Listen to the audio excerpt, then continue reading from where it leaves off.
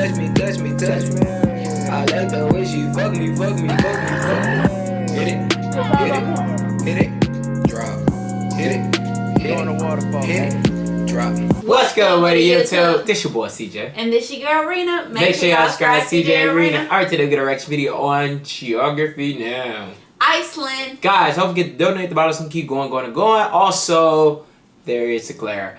Alright guys, I know you're ready. I'm ready. You ready? I'm ready. You ready? Alright, let's get it. Guys, as you know, I went to Iceland earlier this year, and in all honesty, if you just want to get a real taste of Iceland better than I could ever provide, check out my friend, this guy, Ásgeir. Subscribe to his channel. He helped me out when I was there, and he knows Iceland. Ásgeir, check out the Ás. Wow. Yeah, keep that one, bro. All for you. It's time to learn geography Now! Hey everyone, I'm your host Barbie. So, full disclosure before we start, my pronunciation for Icelandic words is gonna suck so bad in this episode. I do not advise you to play a drinking game for every time I mispronounce something. You will get alcohol poisoning and you might die. I repeat, you could die watching this. Wow.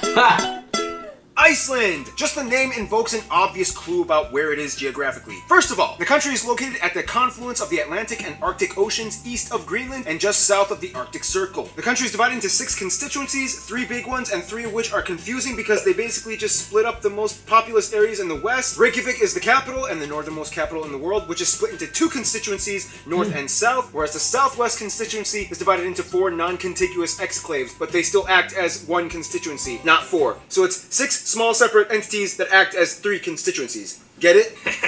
No. Great! This was done to help with the imbalance of the sparsely populated outer regions with voting, since about a third of the entire country is located in the Reykjavik metropolitan area. Nonetheless, most of the country still refers to areas being located in the traditional 8 region zones, which are divided like this. The country has many domestic airports, but the one large-scale international airport is Keflavik International, and the next 2 busiest ones are Reykjavik and Akureyri. Reykjavik and Akureyri are domestic airports except for seasonal service to Greenland internationally. Iceland's domain is mostly encompassed around the main island. However, they do own some smaller islands and archipelagos off their coasts, the most populated ones being Heimaey, Hrísey, and Grímsey, and some in the south, like the newest island that just popped up in the 60s, Surtsey, which is off limits to anyone except permitted scientists who study it. Otherwise, Iceland may be rugged, but the islanders sure have paved a way for you to see it all. The Ring Road. This guide takes you all around the entire country, and depending on how much time you want to stop and see the sights, it could take you anywhere between 4-ish to 7 days to complete. Hey Brandon, you went on the Ring Road, right?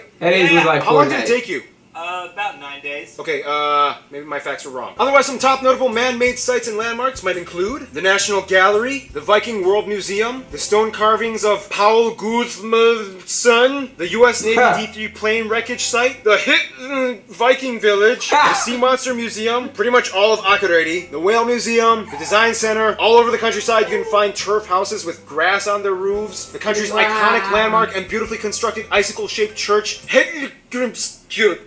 Now, as interesting as those man-made sites and landmarks may be, they pale in comparison to what the actual land has to offer. Let's jump into the fire and ice.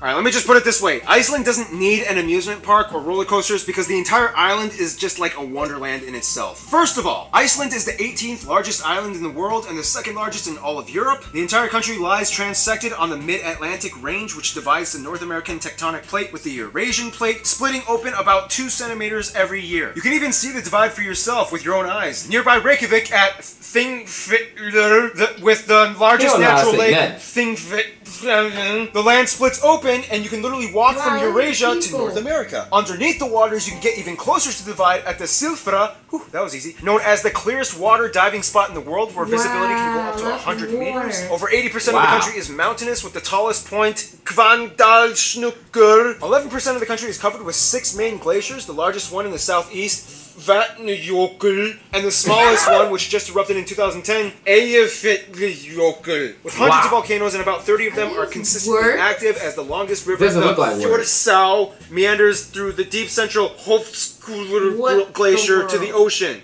So basically, the entire island is geothermal. Everywhere you go, chances are you can probably find a natural hot spring hidden somewhere in the remote wilderness. Not only that, but Iceland also harbors and capitalizes off of this unique, valuable resource as much as possible. When the first Vikings came in, they were like, wow, it is cold in here.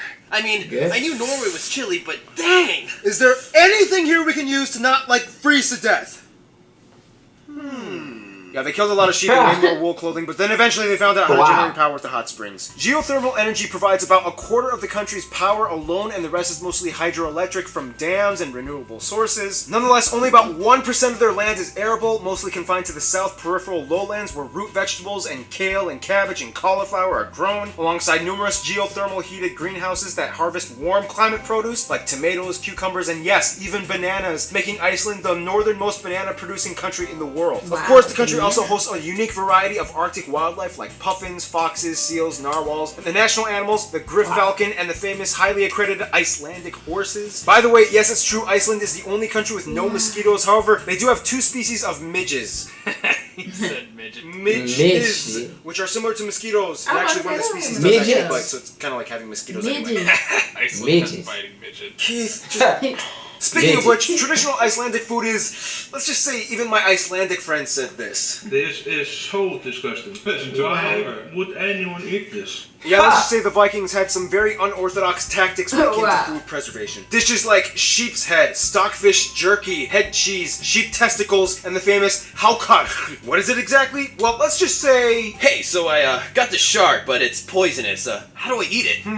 Oh, I know. Let's bury it into the ground until it smells like urine, then dry it out for a couple months, and then cut off the brown crust, and then serve it. Yeah, obviously. I knew that. There are some delicious redeeming Icelandic foods, though. They are known for making some amazing smoked lamb served with bean salad and grilled haddock and herring dishes. You can literally drink almost any water from any stream, pond, or lake or river in Iceland. The whole island kind of acts like a filtration device for the glaciers. You have places like the smooth, conical Kirkjufell Mountain. Brandon has a tattoo of that. The Skaftafell Crystal Ice Cave in Vatnajökull. The Kjolur Trail in the Highlands. Literally like every 5 kilometers you'll find a waterfall. And don't forget the geysers in the south. Pretty much all of the Westfjords region is empty and beautiful for you to explore with no tourists. The sea monster of Kvitsarkur, Drodni Island, Grjótgjá Caves, Mayfell Green Volcano on black sand beaches, Krafla and Naumskarth, Drangsnes hot tubs, the largest hot spring Knúpver, and the open exposed fossils of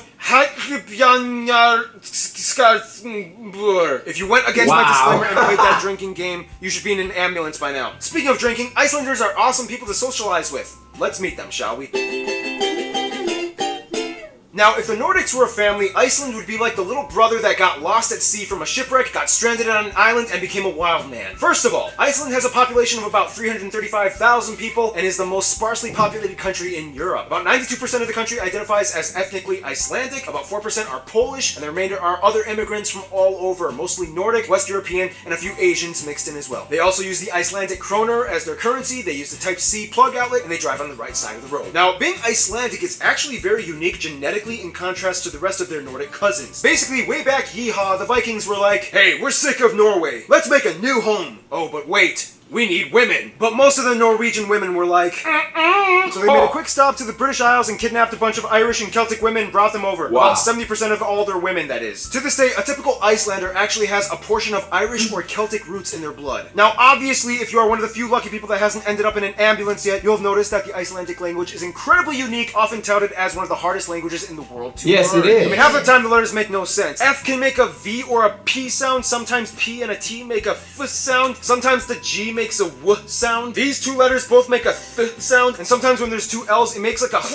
sound. Most Nordic peoples have a hard time cracking the Icelandic code, except for the Faroese people on the Faroe Islands. They seem to have a similar sense of pronunciation and grammar as the Icelanders. Icelandic and Faroese are the closest languages to ancient Norse out of all the Nordic languages. If you give them a script written in ancient Norse, chances are they could probably understand it. Whereas Norwegians, Swedes, and Danes are like, ha! Nope. Now, because of its small population, Icelandic culture is very communal. Chances are everybody either knows each other or they know somebody who knows another person. Therefore, an ingrained sense of trust kind of roots itself in the mindsets of most people. This is why Iceland has one of the lowest crime rates in the entire world, sometimes topping off at number 1. And also, as of 2014, they were elected the world's most peaceful country according to the Global Peace Index. Oh, by the way, in Iceland, nobody technically has a surname. They just adopt the last name dependent on their father's first name, and they just add son or dóttir after it. So, for example, a man named Alex with a father named, I don't know, Bjarki would be named Saint Alex Bjarkison, or if it was a woman, her last name would be Bjarkidóttir. Sorry, Bjarki, you just popped in my head. You rock, man! Hope you're doing well. Icelanders are thrill seekers. They live in an extreme landscape, so they make the best of it, and they will ski, paraglide, rappel, skate, dive, jump, and experience anything that gives them adrenaline. Some of the top notable Icelandic people might include founders of Iceland, Ingólfur Arnarsson and his wife Hedvig and brother Kjolur Eriksson, the first president Svein Björnsson, musicians Sigur Rós of Monsters and Men, Emiliana Torrini, Mum Gus Gus, of course the most famous resident Björk, Oscar-nominated director Friðrik Thor Friðriksson, Hallþór Laxness, handball superstar Olafur Stefansson, Magnus Örnskjöld, Fionn Paul, and of course everyone's favorite strongman Hallþór or Thor the Mountain, Julius Björnsson. Now, as small as Iceland is, they've made a huge impact in the world's media outlets. Somewhere in the late 90s and early 2000s, word spread fast, and to this day, tourism is almost getting out of hand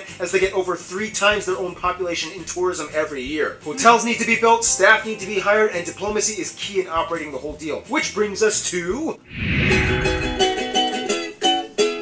Now, Iceland has a problem. A good problem. Too many people like him now, and it's all happening too fast. First of all, Iceland has always had good ties to the USA and Canada. The US was the first to recognize Iceland as a state after independence, and both countries not only give some of the biggest business, but also house the largest communities of Icelanders outside of Iceland. Finland is like the mysterious, cool new rebel friend that they just made. They enjoy both being outsiders because although they are both Nordic, they are not considered Scandinavian. When it comes to humor, they totally get each other and click instantly with dry, semi-dark undertone jokes. Sweden is like the older brother that they love but is too busy working on his flowcharts to hang out with. Denmark is close, although Danes practically have no idea what skiing is considering their flat landscape. Most Icelanders learn Danish in school first before they learn English, even though they think it's pretty useless. When it comes to their best friends, most Icelanders I've talked to have said Norway and the Faroe Islands. As mentioned before, Icelanders have historical roots to Norway, and the two have had very close relations, especially since they both can relate to being subjugated under the Danes at one point in time. The Faroe Islands are like their weird cousins that totally get them and love to hang out with. It's a magical moment when an Icelander meets a Faroese person. In conclusion, Iceland is a land where cold meets hot, old meets new, small yet big, horrible fermented shark meets your dinner plate. I hope you're still alive, and if you are, stay tuned, because the big guy, India, is coming up next. That was pretty cool. Pretty nasty food, though. Yeah, that looked weird. When it looked like a cow head. Sheep testicles. No way. Okay, the cave with the ice cave, that looked beautiful. It did. Sir, and then that ocean, it was pretty clear. It looked so clear you could see like the mountains underneath the water. That was tight. Yeah, some of the waterfalls, that was like really beautiful also. Yeah, it's nice things to visit, but to eat there you would have to bring your own food. In my opinion, I would have to bring my own food because I would not try any of that craziness. No. So yeah, guys, y'all need to check out this video in the description below, see everything we talking about, comment below, and also donate below so we can keep going. Make sure you guys subscribe to CJ and RINA. Like us, guys. Peace. Bye. I like the way she touch me. I like the way she fuck me. Hit it, drop. Hit it, drop.